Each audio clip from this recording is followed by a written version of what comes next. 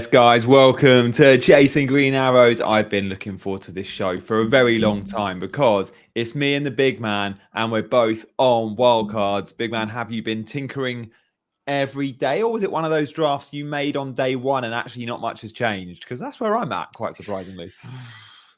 I activated it on Saturday, Johnny, and I just made a team full of risers and avoided the fallers, which is as it is. My team is more or less settled. There are four spots in the team which are up for debate. We'll discuss them further once we get into it. But I like the fact that at least 11 of them are settled. There's not much to think about. I mean, there are a few 50-50s that can go either way, but that's the case with every wild card. The good thing is that at least I know that these 5 or 6 players will form the core of my team, and they will stay there irrespective of press conferences on Friday, because it's a Friday deadline. So I don't want to be in a situation where I'm panicking about my decisions come the deadline. Me neither. Hello to everyone in the chat. If you're tuning in to see Big Man's Wildcard, we'll be seeing that very shortly. Do hit that like button. Hello, Ruben and Danny and Lee and Tiffany, all with us. Vindy's there too. How was your game week 9, mate? And where are you at in terms of season, overall rank, all that sort of stuff?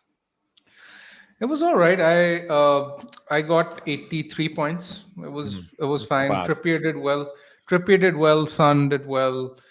And Boomo was the big one because I didn't have. I thought of you when he got his 14 points. Yeah, I was distraught after the early kickoff because I'd actually gotten in Jota as my 1 week punt, and I didn't own Salah.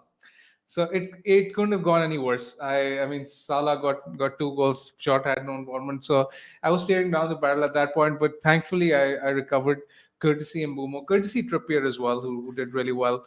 And then, I mean, the icing on the cake was with the points from Alvarez and the Porro clean sheet and Son. So it was all right. It wasn't great, but it wasn't bad either. Yeah, how about you bought in Jota for Saka, I guess, on a 1 week punt. So you were down 3 points on that move. I had Sterling. Sterling. Okay. Okay, you're par. I sold Darwin, who did get the assist, but 4 points. For Højlund as my 1 week punt. I was determined not to go Watkins on the one because I was like, I'm going to have Watkins on wildcard. Let's ignore Watkins for West Ham and go for a fun 1 week punt. Well, I tell you what, Watkins would have been way more fun than Højlund because he got some points. So yeah, that was slightly annoying. I got 69, mate. I had a really bad week, and my OR has drifted from I was around 150k a few weeks back, and now around. Before the Spurs game, I think I was 1.2, and then after the Spurs game, I think I'm around 750. So bad. Where are you? Am I beating you or losing to you? Our producer's beating me, so that's the reason I want to know your rank. You're ahead of me. I have jumped from 2 million to 1.6, so I'm still behind you. I think I'm still 500-600k behind you. Yeah, but we know that is just one haul. Although I reckon our wildcards will be pretty similar, which I'm excited to see. What do you reckon, mate? In terms of like wildcarders in 10. We're down a bit, aren't we? Like, we're down on the field because those that wildcarded in 7 or 8 or even 9, they all had the Salah points that we didn't get, and they've all had Watkins points that we didn't get. So I feel like to differentiate us this week, there isn't much actually out there. It's more we're going for those template players that most did in 8 and 9, but they perhaps don't have all the combinations we'll have. They'll have a few spots which aren't optimal that perhaps we will. I think it's fair to say that we're down, but I think that this debate in the community on who's done better in terms of game week 8 or 10 wildcards and the game week 10 wildcards in the mud, I think this is slightly exaggerated, because if I was on a game week 8 wildcard, I actually calculated this when I compared it to my game week 8 draft. I would not have had Trippier because of the funds I would have needed. I wouldn't have had Mbomo either. Mbomo got a 14-point haul this week. Trippier's been doing really well over the coming. I had Sterling as well, actually, in game week 8 against Burnley when he got that 16-point haul. I wouldn't have had him either in game week 8. So I don't personally, for my team, I don't think I've lost out that bad. I mean, Salah's been the only bad thing about it, but I've had Mbomo to cover, I've had Trippier to cover, I've had Sterling to cover. And I don't think I would have picked Watkins because he was very pricey on the wildcard. I would have probably had Alvarez either way. So I mean, it's all right. It's not the end of the world. We've gotten a bit of more information. The likes of Gabriel, Simicast, Palmer, dare I say it, even one or two more even. Wire So well, drop. I was going to come to that. Yeah. So we have slightly more some more information, and the fixture swings are in our favor as well because a lot of Game Week 8 wildcarders have had Newcastle. I don't think I'll have any Newcastle on my wildcard this week. I'm fairly confident you won't either. So there are a few things which are changing now. Yeah. Every week there's new information. I guess I had hoped by game week 10 we'd get a little bit more than we've had. Like Simicast was more game week 9 info. Maguire, sure. Gabriel, yeah, it's nice we've got that swing. Nketiah or the Arsenal striker, if Jesus is out for a few weeks, could be useful. But again, Arteta's not going to tell us how long Jesus is out for. Apparently, there are reports that the injury isn't long term. So I think Nketiah is off the menu. I don't think it's going to happen. And who knows if it's Nketiah that comes in anyway? It could be Havertz number 9. Exactly. It could be Trossard number 9. It could be Martin. Yeah. So yeah, that would be risky. But when I must admit, when I saw an injury, I was like, oh, okay. Like let's say Saka, because Saka was receiving treatment last night. I was thinking this could make things fun. A Saka injury, do we bring in a 6.5 Trossard? Or does Martinelli become more favourable? But at the moment, we've not had it. But we've still got fixtures to be played on Wednesday and a load of fixtures on Thursday. Brighton, Villa, Liverpool, 3 teams we're targeting, all play Thursday night as well. Yep. And I actually had the opinion that Saka should be fine because if he's fit, none of the Game Week 8 wildcarders have him. I mean, they sold him ahead of City and Chelsea. So if we have a superior asset in Saka who's going to be on penalties, it's actually good for us if he's fit rather than, if we have another replacement coming in for him. So I'm of the opinion that Saka being fit makes the wildcard stronger, if anything. True. Those that are moving to Saka to get him, if they wildcarded a few weeks back, they're having to sell a Spurs player. And most of them can't sell Maddison to get to Saka because the price difference is too big. Do you really want to sell Son to Saka? I mean, that's a tough one. I don't think I could sell Son. I mean, you had a Son stat earlier, didn't you? Like that, the Son numbers are kind of scary good. And I don't mind that he's got some middling fixtures. Exactly. I mean, I posted the stat very recently that Son, since he started playing striker, this is game week 4 for reference. He's ranked among midfielders first for big chances, first for non-pen XGI, first for non-pen XG, pardon, and second for non-pen XGI. So again, I mean, I see a few wildcard drafts without him, and I can see why people are doing it because so that they can spread their funds. For example, if you're comparing Son plus Palmer versus something like Bowen plus Diaby, it's basically that difference, right? Which people are trying to cover. But I just think that going without Son is riskier because I don't see a world where you won't want him back in, let's say, 4 or 5 weeks anyway. So do you really want to book in 2 transfers to restructure the whole squad once you've wildcarded? And there's no guarantee that Son doesn't do well even in the fixtures coming up anyway. I mean, Crystal Palace away, it's not the best fixture, but I mean, Son needs half a chance. You saw his finish against Fulham. That was not an easy goal that he scored. Then against Wolves, Chelsea at home, I think Spurs will do well. Their Spurs are actually ranked second for non-pen XG. Do you really want to go without a team, without the talisman of a team who is likely on penalties, which are ranked second for non-pen XG? I don't think it's worth it. Have you even considered more than one Spurs on wildcard? Have you considered a Porro or a Maddison? Because they're 2 players I've sold on wildcard or will be selling on wildcard. And I'm not overly comfortable with it, but I'm set in my ways. I'm only going to have Son. I'm just playing the fixtures. Firstly, are you set in Son? Oh yeah, I'm Son's 100% locked in for me. Yeah, even if his fixtures were slightly more difficult than they were, he'd still be in. Like Son's just Son. Yeah, exactly. And the fixtures aren't great with their middlings. It's just fine. I mean, if he was playing, let's say, City, Arsenal, I mean, he got a brace against Arsenal. Yeah. So again, he's just fixture proof. We've seen evidence of it. It's the finishing. Like I was watching Spurs on Monday night, and when he shapes up on the edge of the D like that, on the edge of the box, you just know he's going to find the corner. And you watch a player in the same game. I'm watching Maddison, and I'm like, yeah, Maddison will probably hit the target when he has a shot like that, but you don't know it's going to go in. With Son, you know it's going to go in. With Richarlison, he had a couple like that. You know it's going high and wide. Like there's something just so assured about Son's finishing, and you just picture the top corner curler, and then a second later it happens. He is the best finisher in the league. He outperforms his XG over time better than anyone in the league's ever seen, even better than, say, Harry Kane used to. I want him in my team when he's playing number 9, and we still haven't seen a penalty at Spurs. But Son will be on them, and he will get a few. So even more to come, I think, from Son. And at some point, he'll start playing 90 minutes as well. Exactly, and I mean, even if he's playing 80 minutes, I mean, I don't mind. There's enough time for him to do damage in that time frame. Anyway, coming back to your question on Madison, I personally haven't considered him as much on wildcard.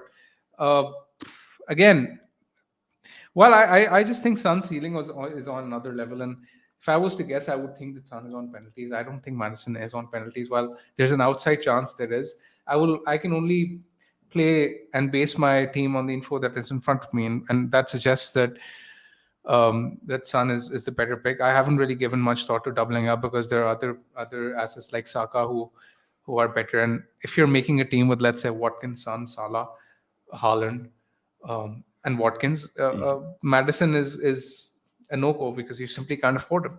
Right? Yeah. You'll have to let go of one of them, and I just don't think selling either of them is a shrewd move because Madison doesn't really have that kind of ceiling that the rest of the other 5 do. But penalties as well, and it's one of the main reasons. Yeah, the fullbacks are exciting though, aren't they? Edozie and Porro, again, wildcarders are ditching them because Tsimikas is so cheap, because Gabriel's so cheap, because Matty Cash offers so much. But I can see Spurs keeping I think they'll probably keep a clean sheet against Palace at Selhurst Park. And there is upside with their defenders. Like, they haven't been scoring goals yet. We haven't seen goals from Porro and Edozie en masse, but they are due. Like, Porro especially takes up so many good positions. If you looked at Spurs' defence and considered them on wildcard, are you very much, of the mindset you save money and you go for the likes of Tsimikas and Gabriel, who have just got the better fixtures? Yeah, I'm very certain on picking the cheaper defenders. I just think they have the better fixtures, and the Spurs defense, while Udogie and Porro have been very attacking, I don't really like their fixtures from a clean sheet point of view. I think Chelsea will score next week. After that, Wolves are doing well for attacking numbers. I think Wolves will score. Then Villa, then City. So I think at best I can see one clean sheet in the next 5, which is the Crystal Palace fixture. So yeah, I haven't really given them much thought. Yeah, okay. Well, look, I think it's time. We need a few more likes, and when we get them, we'll move on to Bigman'S team. So hit the like button, guys. When we see a number we're happy with, we'll hit that wildcard team. I guess other big dilemmas before we see your team should be driven by the fixtures. So let's have a look at that fixture ticker. I just ripped this off the Scout members area, though. This is just the next 6 weeks. And I don't like to do tickers 8 or 10 weeks because remember, we get a free transfer every week. Your team will look very different by game week 16 or 15 in this case, with 6 free transfers or 5 free transfers. So right at the top of the ticker, Palace, sure. Further down the ticker, this is because we did it for 6, is Aston Villa, like halfway up, but we're all going triple or double Villa because the next 3 are so good. Luton at home, Fulham at home. It's only because Man City's in there 6 weeks in. Any standout teams on the ticker that actually you're not looking at on wildcard? So Crystal Palace, I think we can assume we're probably not going to go too big on. But are you covering Brighton? This is a tough question because I do think that De Zerbi is very difficult to predict in terms of his rotation. Yeah. Having said that, March's injury does change a few things. It sort of brings a Dingra into the picture now, who's more likely to play right. And it sort of increases Mitoma's expected minutes on the left as well. Mitoma actually didn't play for Japan either. So he's had a complete 2 weeks off.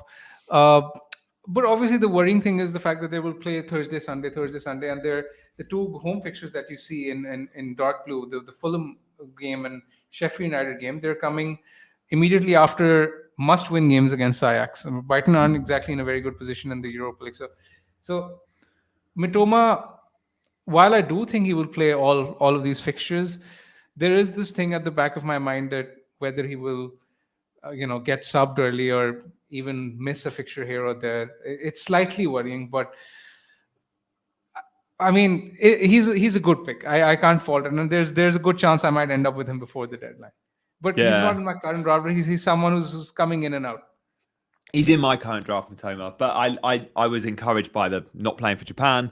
I would love to see a rest against Ajax on Thursday night. I can't see it, but regardless, Not happening. he's playing 90 when he's playing for De Zerbi. All the other guys, whether they're regulars or not, they all come off. De Zerbi doesn't like to sub him off. The one game he didn't start in the Premier League this season, he was on at half time and got the brace against Bournemouth because they needed him. As long as I think for the time being, he can play twice a week. At some point, he's going to need to miss a game, but I just see big upside in the Fulham at home. Such a good fixture at the moment. They're all over the place. And then Sheffield United at home, arguably the two of the 3 or 4 best home fixtures you could wish for Brighton in the next 3 weeks. I'd say Fulham at home are probably as good as, I don't know, would you say Luton, Bournemouth, Fulham, Sheffield United are the 4 teams you want at home at the moment? So they got 2 of those in the next 3. There's an argument to say, I don't know, now Welbeck's out, do you punt on the fact that Ferguson and João Pedro get slightly more minutes? João Pedro is 5.3 million and non-penalties. I know he'll never play 90, but in these fixtures, even if he's playing an hour, I fancy points. Have you looked at any of the other Brighton attackers other than Matoma? No, I mean, I'm concerned about Matoma as it is. I mean, the rest are no-go area for me. I mean, Matoma is someone I can Pedro get as well, and Adingra. Oh, that means that Matoma is more or less nailed in your draft, is he? Yeah, 100%. He's been in my team. For 100%. Since game week 1, Matoma's been in my team. Yeah, so he's not going anywhere. Yeah. I mean, he's still the same price now. He's back down to 6.5, but I'm going to say 100%. No, okay. I'm going to say 95% Matoma's in my team, but 100% Brighton attack will be. The only way Matoma comes out is if Adingra or João Pedro comes in. I see. Yeah. Because the thing with Brighton is we know that their attacking numbers this season, they're second to none. They're in the top 5 teams for XG.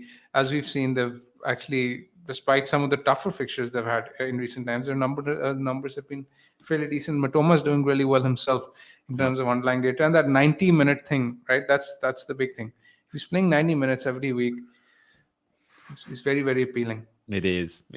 I think we've got 90 in the last couple, which is interesting. And he only played 24 minutes for the Ivory Coast in the break, and he hasn't played a great deal, has he, Adingra for Brighton? So you'd think, again, he's one that might be relatively fresh if you do want that 5.0 punt. I think if Adingra goes and smashes it exactly, and if you look at Ajax, him.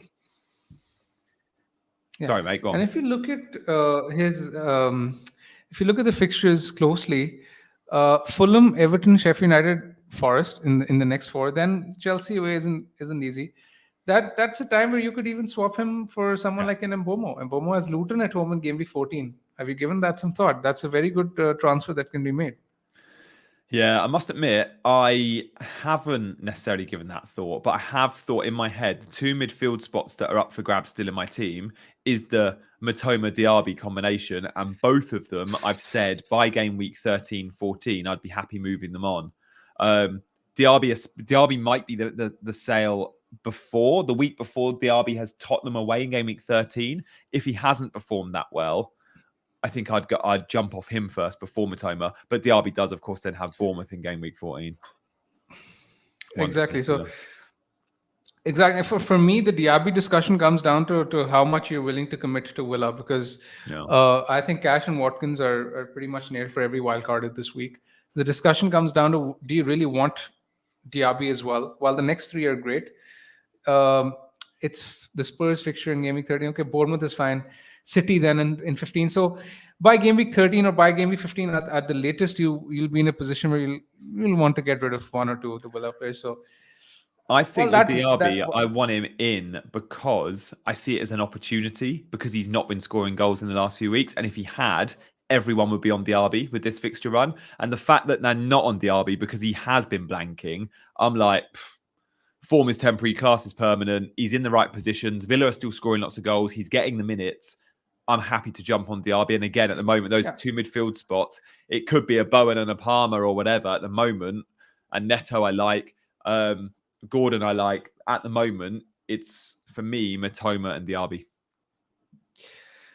And while Villa posted some great numbers, the thing is that while I watched Villa versus West Ham on the weekend, he was taking up some encouraging positions. But the thing is that his own underlying data isn't as strong as someone like a Matoma or Mbomo or Bowen. So that's the worrying part. That's why a lot of people are swerving him, because his underlying data isn't as encouraging, and the fact that when you compare him to someone like a Bowen or a Mitoma, he's coming off around 65, 70, 75 minute mark, which isn't ideal. So that the hauls tend to come late in games, and when someone is getting subbed around 60, 65 minute, that's not ideal. So that's the thing with the. I mean, that's why I think I slightly prefer Mitoma over him, simply because he's more likely to play 90 minutes. Yeah, I think if I was picking between the two and I could only have one, I'm with you. I'd go Matoma just over DRB. And again, I think I feel like with Matoma, I could have him in my team if I wanted to, all the way up until like the next 5, 6, 7, 8 weeks. With DRB, I feel like it is a transfer out waiting to happen, especially because I'm already so committed in Villa, and I'm like, I don't want to have that triple up for bad runs.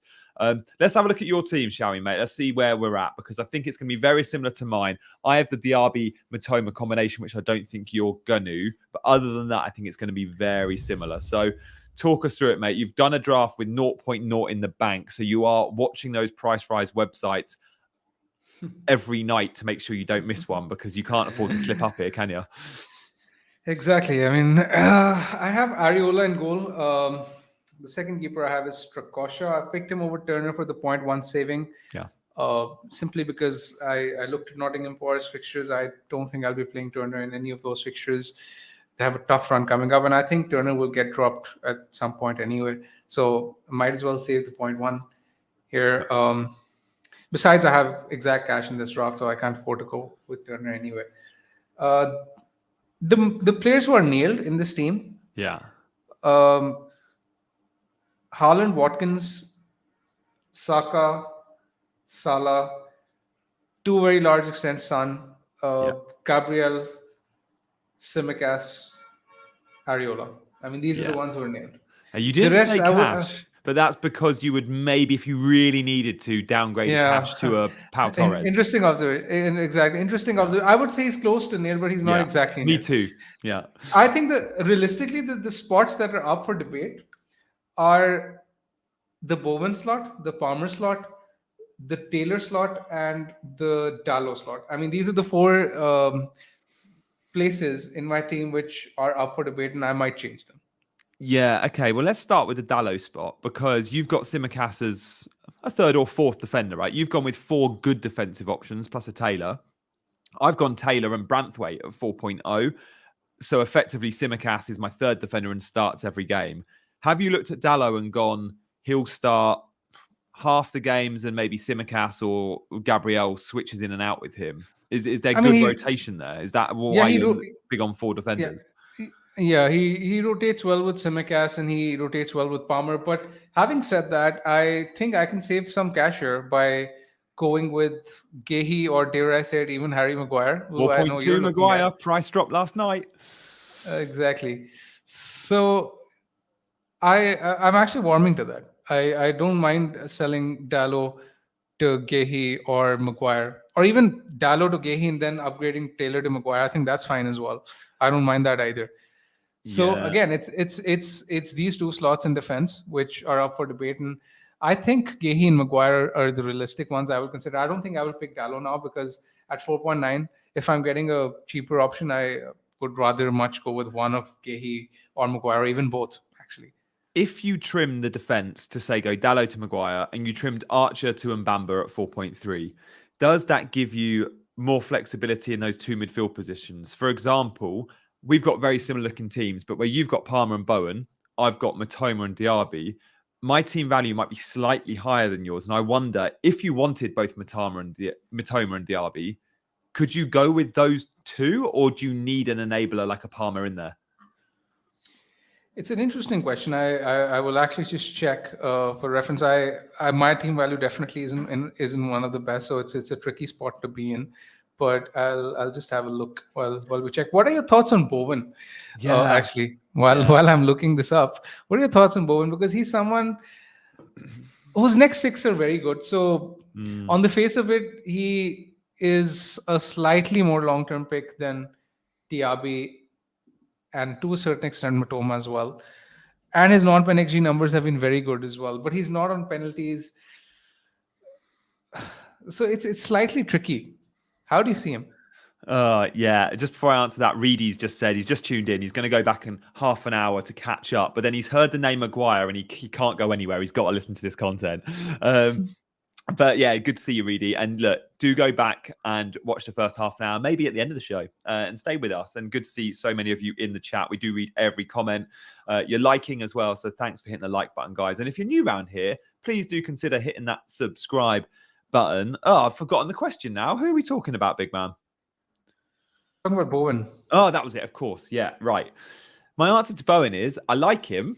I really like him, but I prefer Matoma. And I think I prefer Diaby. And that's not really even thinking about price. I think even if Bowen was 6.5, maybe I'd slightly weight towards him, but I don't think there's enough between that 0.7, 0.8 for me to go, I prefer Bowen to Matoma and Diaby. And it's a weird one because I completely see the value in Bowen. Like when West Ham score, I know he's going to be involved. When Brighton and Villa score, I'm not positive that Matoma and Diaby are going to be involved. In fact, Brighton could win 4-0. Matoma could get nothing. Same with Aston Villa and Diaby. If West Ham won 4-0 and Bowen didn't get anything, I'd eat my hat. He's going to get points. The problem is, I don't see West Ham ever winning 4-0. And that's my problem with Ceiling and Jared Bowen. Yes, he just scored at the weekend. Another reason why more will buy him. That was from a really low XG shot that took a massive deflection that never should have found the net. So, look, sure, he might find ways of getting points, a bit like a Mo Salah seems to. And he's the most advanced player at West Ham. Whether he's playing on the right or not, he's, like Mo Salah, the most advanced man on the pitch. I just don't love West Ham at the moment. I think they look a little bit off, and I don't see them getting 3-4-0 wins, and therefore the ceiling with Bowen still feels lower than Diaby and Matoma, despite the spread of points in that team not being the same. It's an interesting argument because while I agree that the ceiling isn't as high, but he's more of a talisman than let's say Diaby. So there's that element as well, and the game, when you look at the fixtures, game week 13, 14, 15 for Bowen are actually much better than Diaby's. So I think I like Bowen more than Diaby, but I'm not sure whether I like him more than Matoma because Matoma is 0.8 cheaper and the fixtures are all right as well. So it's just, I just have to weigh that up. I can't, you were asking, I can't actually downgrade Dalo to, let's say, Maguire and Archer to Mubama and then get Diaby and Matoma. I'd still be 0.2 short, so I'll have to probably sell. You could go to Branthwaite. I could go to Branthwaite, yeah. I could go to Branthwaite. So our team value's the same then, mate, because that would be my team if you did that. I can get to that with exact cash, yeah. You have Strakosha as well? No, I've got Turner, so I've got 0.1 more than you. Yeah, you have 0.1 more. Exactly. Not that matters with Turner and Strakosha, because you're right. I'm not going to play Turner, and I actually think he'll lose his spot soon. And Strakosha could actually get that spot because Flecken's not been playing well either. Just save the 0.1, and in case you nail this selection, let's say if Flecken's been very, very average, so if Strakosha starts playing, Brentford have a double game week later. Yeah. Who knows? Yeah, and if Ariola gets injured, doesn't matter if you've got Strakosha or Turner, you're probably going to need a transfer. Like if he gets injured, you're going to sell anyway, so you use your transfer. Exactly. And we do. I sometimes think we forget. Because I had a few questions on my wildcard. Oh, are you sure you want to go with that player? And it's like, dude, I get a transfer every week. Like if I'm going that player like Diaby for fixtures and he's not playing well, I can sell him 3 weeks in. Like we do have the ability to completely rip up our teams with hits if we need to, and we get a free transfer every week. So wildcards, you're not set for life on these wildcards, and that's fine. You're set for the next couple of game weeks. And in 6 weeks' team, everyone's team, even if you're wildcarding to the same team, will look very different. And that's the excitement of FPL. Yeah. Are you comfortable picking Branthwaite and Taylor? Because that's something I would object to. I don't think I would do it because I don't really rate the Everton defense as highly, especially with the fixtures they have coming up. And I mean, we've seen Burnley. So let's say in the off chance that, Cash misses out or, Gabriel misses out or Simicast could miss out realistically. I mean, I don't think Gabriel will, but Simicast missing 1 or 2 fixtures isn't the end of the world. I think that could happen with Gomez playing there. So yeah, it wouldn't be the end of the world for you if you got a good fourth defender. Yeah, for me, I'm fine with it. And I don't think there's going to be many games I need a Branthwaite or a Taylor. And if there is a game I need them, they've actually both got some okay fixtures. So one of them will always have a okay fixture. Sure, you're not backing Burnley and Everton to pick up clean sheets even when they do have good fixtures. But for 1 week, for that 2-pointer with a potential 6, I'm okay. I look back and go, many will question Branthwaite as a fourth defender and say you need a Gahey or a United or Maguire or whoever. But many of those questioning it, and I think I can include you in this, big man. I think you had Pickford, right? So you were happy playing Pickford every week. Well, I'm only playing Branthwaite once in every 10 if I need to. So there's not much between it. You know, the more pertinent point to make here is that I have a stronger fourth defender because I have Palmer. I need a strong fourth defender. Yeah. I don't think I'm in a position to play Palmer every week. He's playing City and Newcastle in back-to-back game weeks in game week 12 and 13. So in game week 12 and 13, I need a defender to fill in for him. I mean, Archer could game week 13, Archer could. Archer has Bournemouth at home in 13, so Archer could realistically come in for him. But I need the defender to be there as well because Tsimikas is also playing City in 13. Who do Everton have in 13? Oh, Everton. I don't know. Let's have a look. Let me check. Everton have United at home. Yeah, not great. Yeah, that's why. Okay, because you would have looked at Branthwaite. So that's why. Yeah, Everton either side of that fixture, they've probably got all right games. They've got Palace and Forest, but yeah. I guess you can play Taylor, West Ham at home. That's not terrible. I guess you can play him. Yeah.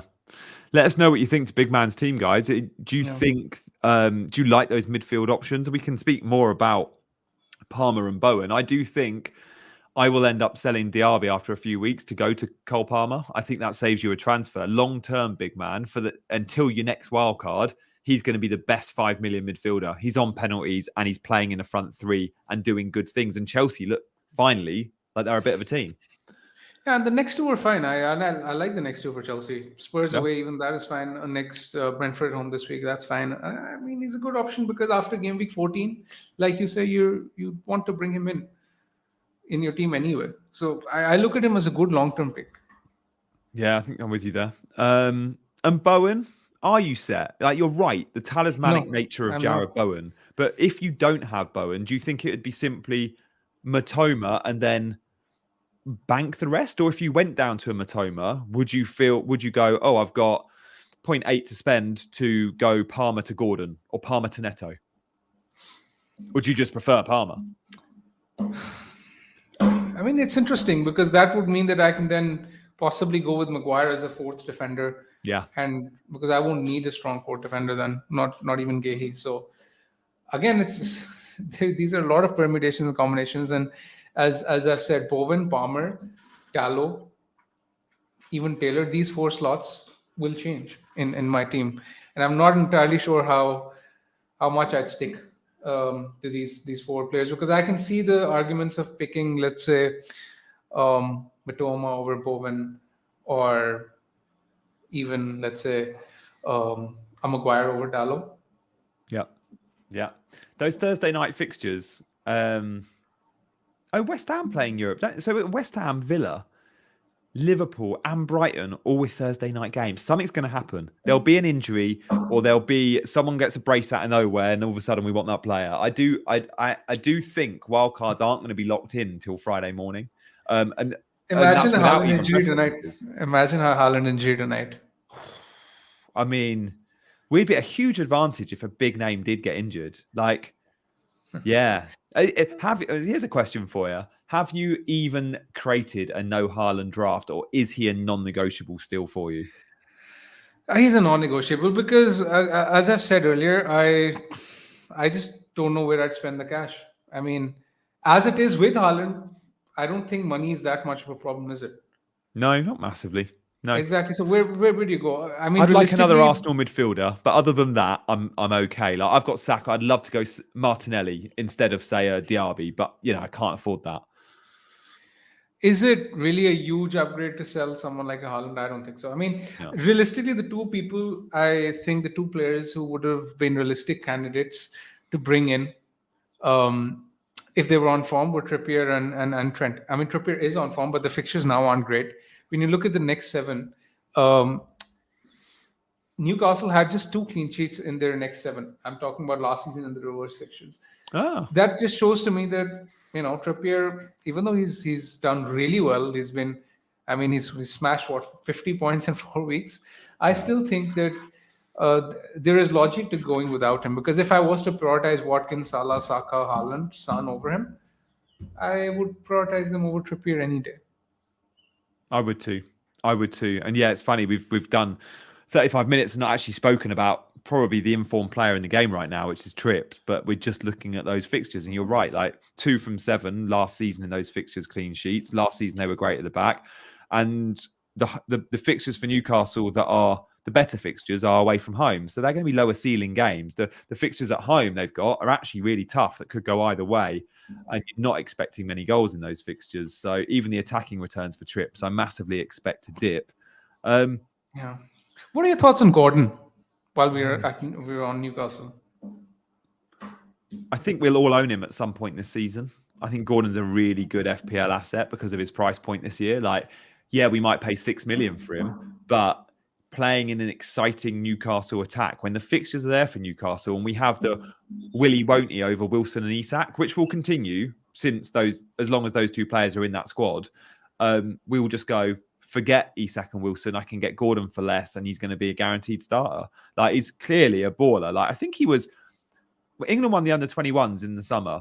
I'm pretty sure Gordon was named player of the tournament. Like, that's a tournament. That's an England team with Cole Palmer in it, by the way. Like, Gordon was player of the tournament and so good. Like, Newcastle have got themselves a baller here, and now he's playing in a team that functions, because we only ever saw him in a team at Everton which didn't function.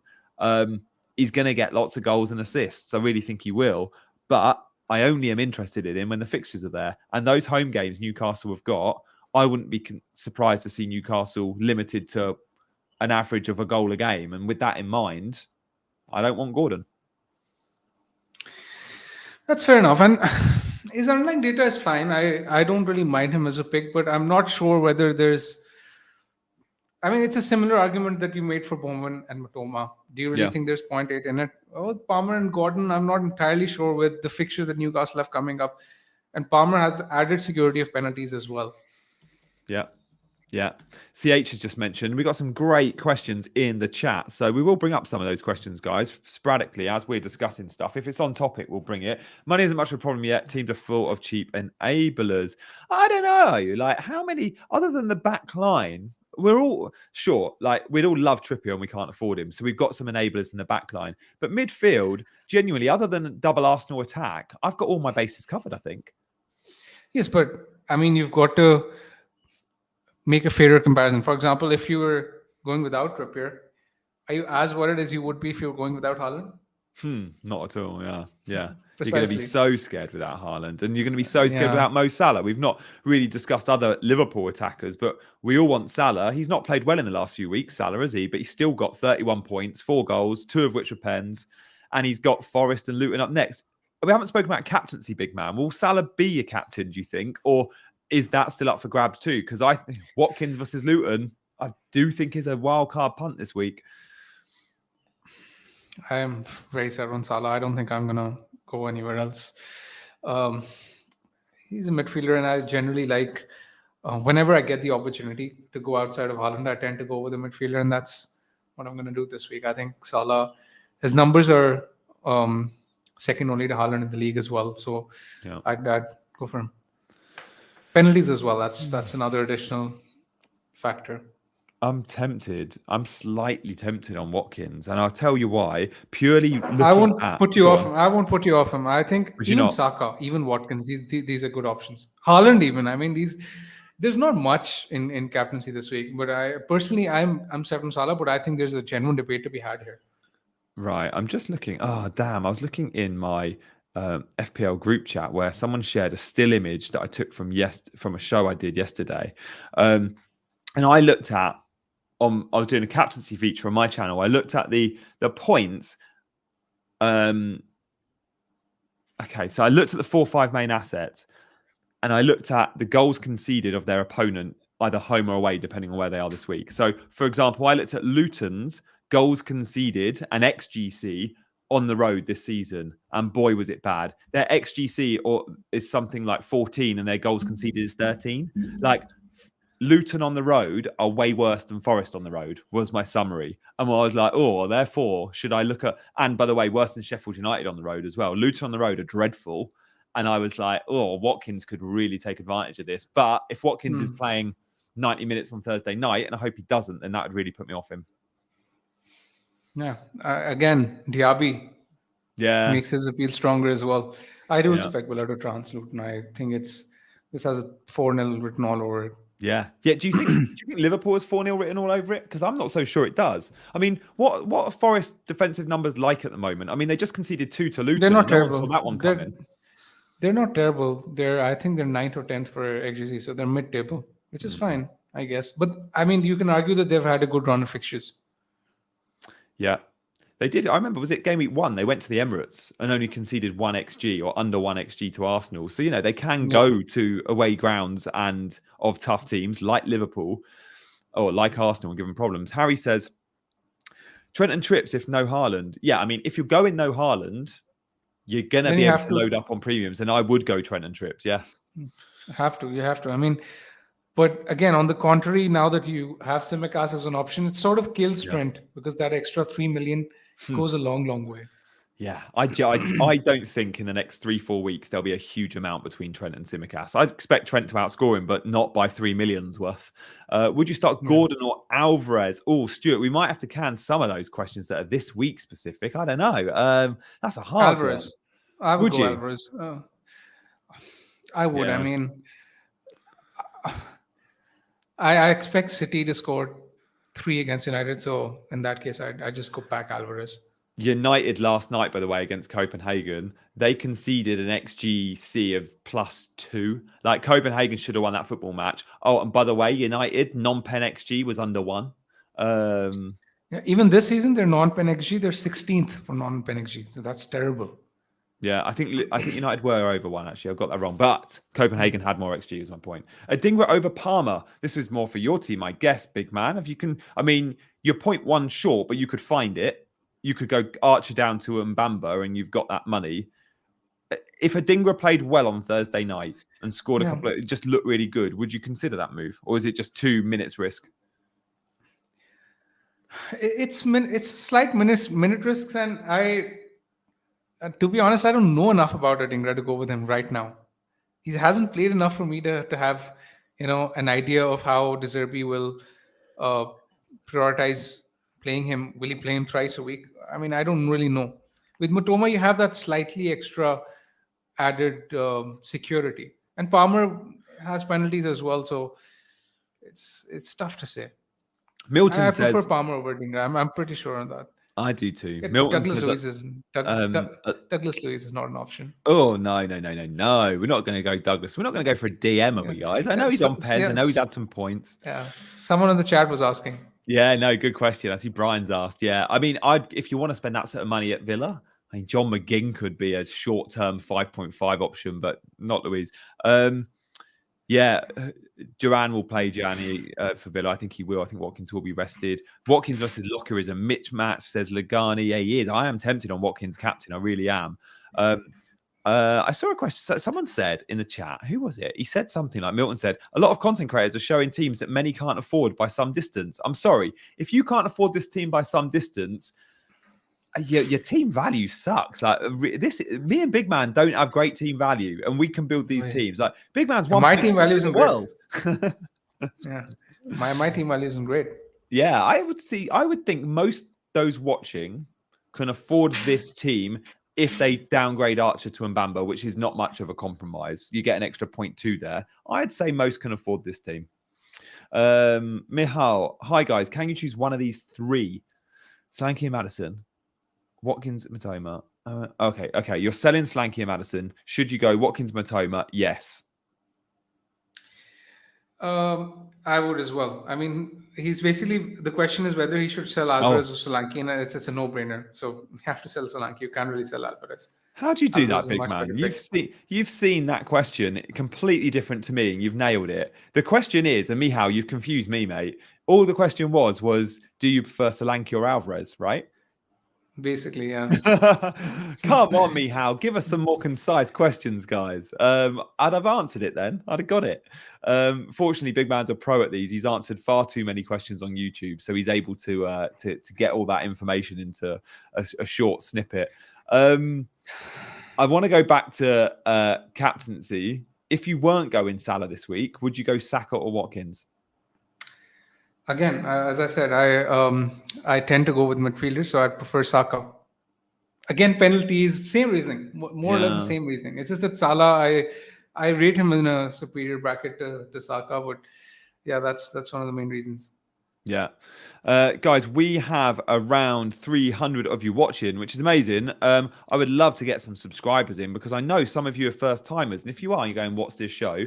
We do these streams every Wednesday, me and Big Man Backer, always around this time. Do set notifications though. Sometimes changes half an hour one way or another.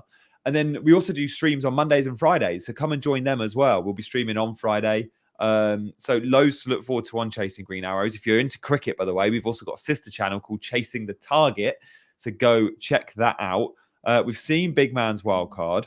We're now going to spend some time answering your questions. We've got 10 minutes to go. So thanks for hitting the like button. And I know some of you have been subscribing as well, which is awesome. Thomas asks, and look, the next 10 minutes is all about you, right? So we're trying to be as interactive as possible on this channel. So we'll do some quick fire questions. What are the benefits of saving the wild card till game week 19? Big Man, I'll let you take this one. The benefits mainly are that City and Brentford are blanking in game week 18, and then they have a double in game week 20.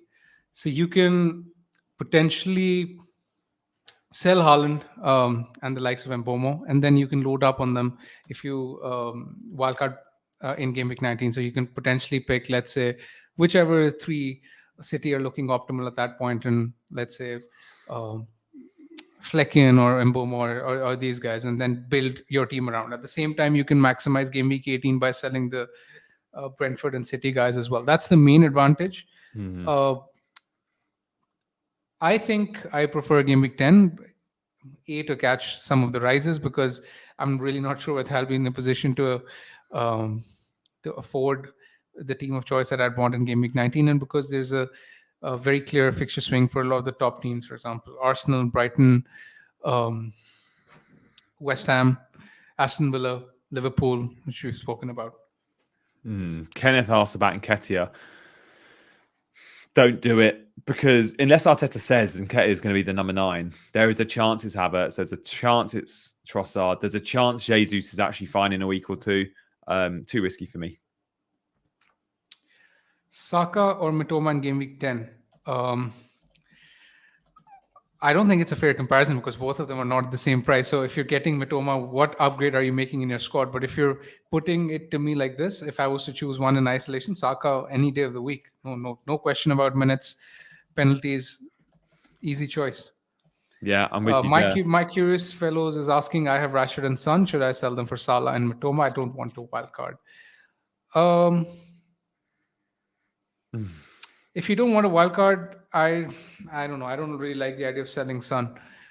I won't sell Son. I do think Salah Mitoma is a slight upgrade on Rashford and Son, but I'd be like, that's a -4.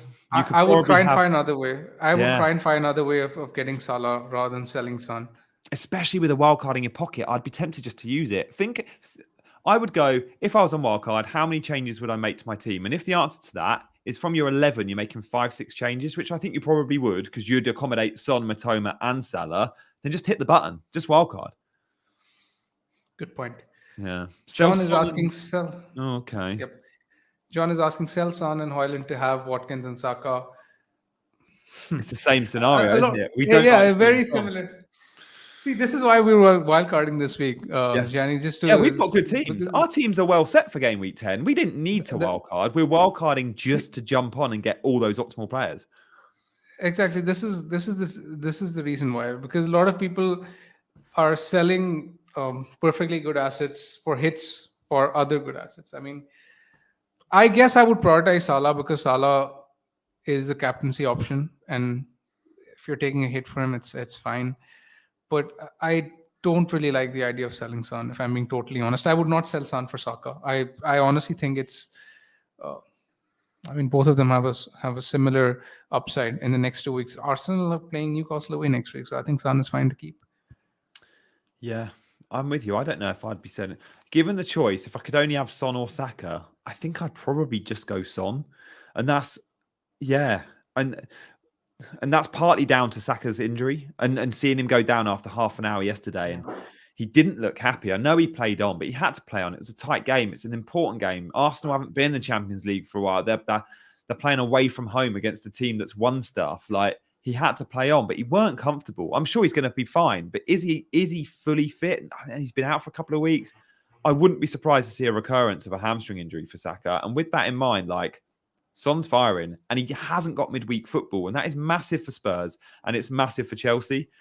They're well rested, these Chelsea and Spurs players, each weekend, and therefore they're going to be great FPL options this season. Like, sure, we're not on Chelsea now because of the fixtures, but at some point we'll all be buying Chelsea players again, and Son, I don't want to go anywhere.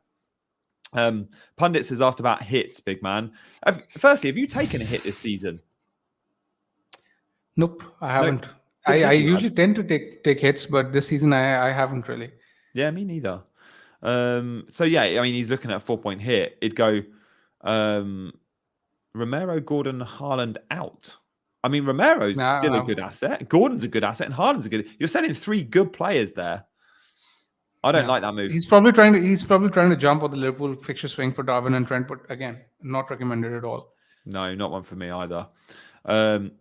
Dan, I'm no Haaland till game week 16. And I like that. Like, Dan, you've gone without Haaland and you've made your bed. And I massively agree. For those that have gone without him, if he goes and scores a hat-trick next week, don't feel like you need to rip up your team and get him in. You've committed to no Haaland for a certain point. You don't have to be completely regimented and fixed to that. But I like that use of funds that with your planning. Do you think free hit in 11 to try and defend against him in Bournemouth is worth it?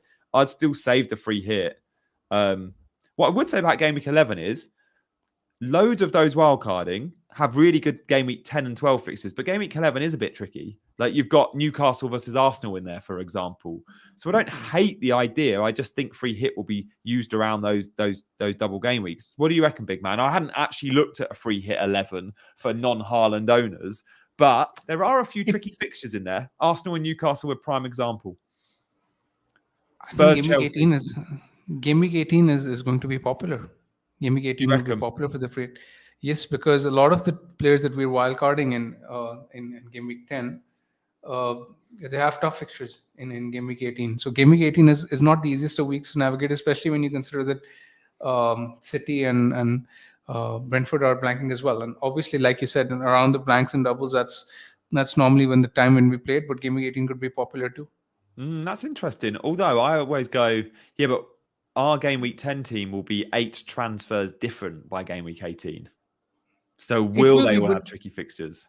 It will be, but when you look at game week 18, I think we would have sold our Aston Villa assets by then. And Aston Villa are playing at home to Sheffield, right? Liverpool are playing Arsenal. Not great. And I think a lot of us have Arsenal, and I don't think we'll be sending any of them anytime soon. So I don't know. I mean, it depends on where we are at that point. It's still too far away, and for us to make premature speculations is not really the wise thing to do. Yeah, Manchester United. We'll get to your question on Trippier in a sec. I'm going triple Villa, says at Anas. So am I. Should I sell Diaby for Maddison though? I mean, that's a big price difference. If you go in Diaby to Maddison, I'm guessing you're going to have to make a cut elsewhere. That doesn't feel like a like-for-like transfer. If it is, then I prefer Maddison to Diaby. But if you have enough, money's always an issue. Yeah. I think even if you have enough in the bank, you can save because Diaby's fixtures are great. Yeah. Yeah. What? And then just keep the money in the bank, go to Maddison in a few weeks' time. Yeah. Yeah.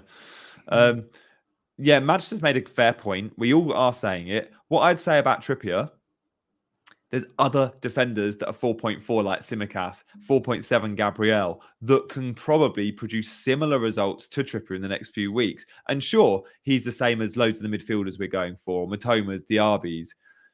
But it's when you compare him to other defenders that are so much less, that's what makes Trippier less desirable. It's seeing the gift of Tsimikas at 4.4. Do you agree with that? Absolutely. Yeah. Absolutely. This is just better, cheaper picks in defense to be had. Yeah. We've had his points. We'll move on and we'll probably be back for more because he's a brilliant FPL asset.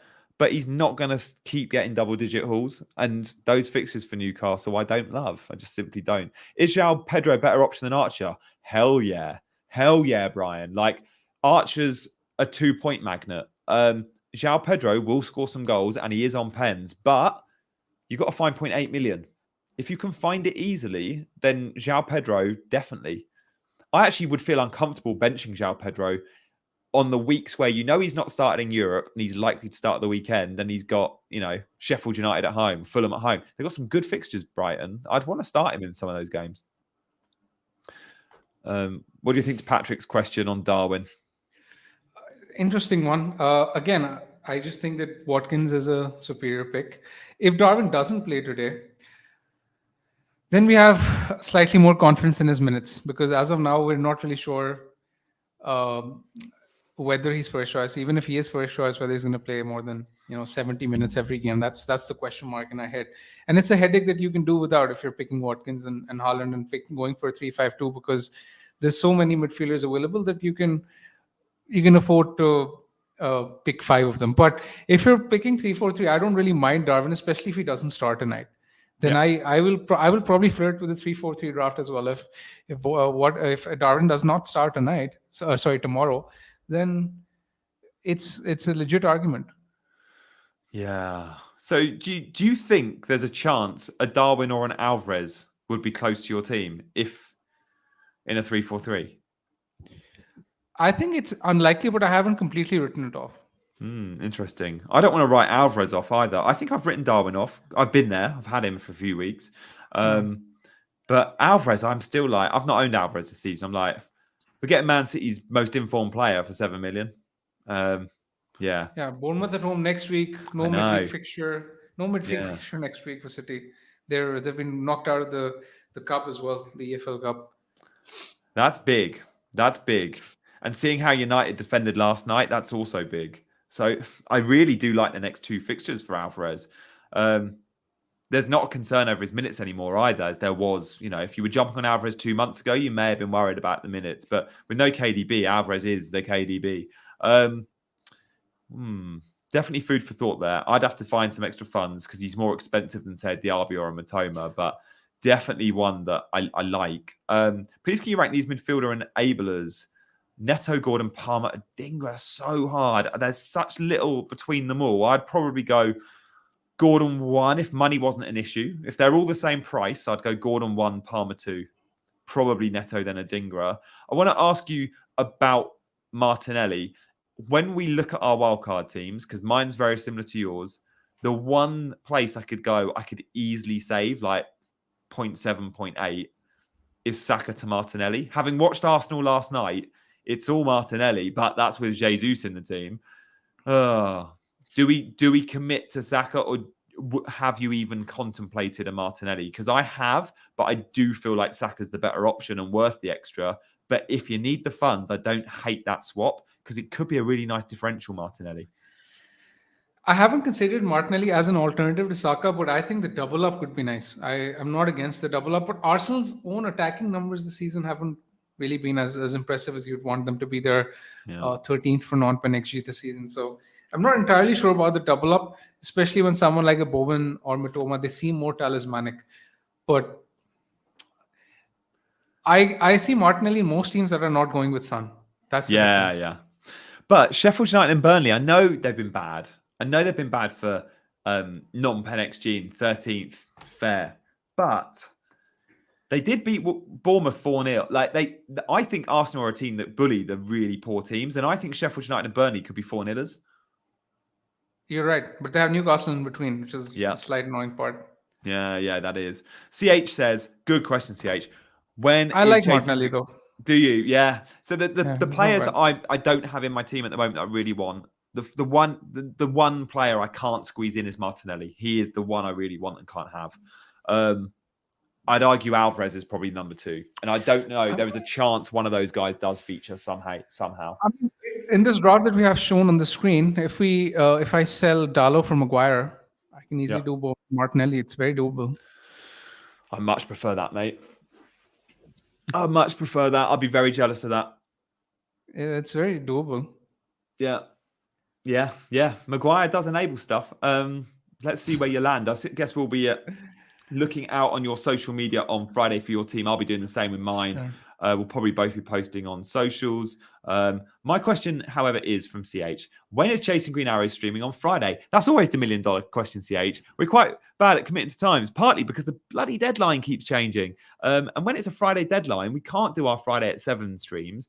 And we don't like the idea of doing like a 7 p.m. stream or a 6 p.m. stream, because then we're going up against all the big YouTubers. So what we will almost certainly be doing on Friday is a lunchtime stream, which I know for UCH in the States, it's not the easiest, but it'll be a similar time to today, like a 12:30 or a 1 or possibly a 12. So stay tuned. It will be within that hour. But when you subscribe, hit that notification bell. Big man, I'm glad you're fairly set. We both are. Those midfield positions, maybe a Maguire positions still up for grabs, but you're feeling pretty good on Wildcard? Yes, I am. I'm very confident. Just a few spots to decide between, and hopefully the next 2 days I can get my head around where I'm going.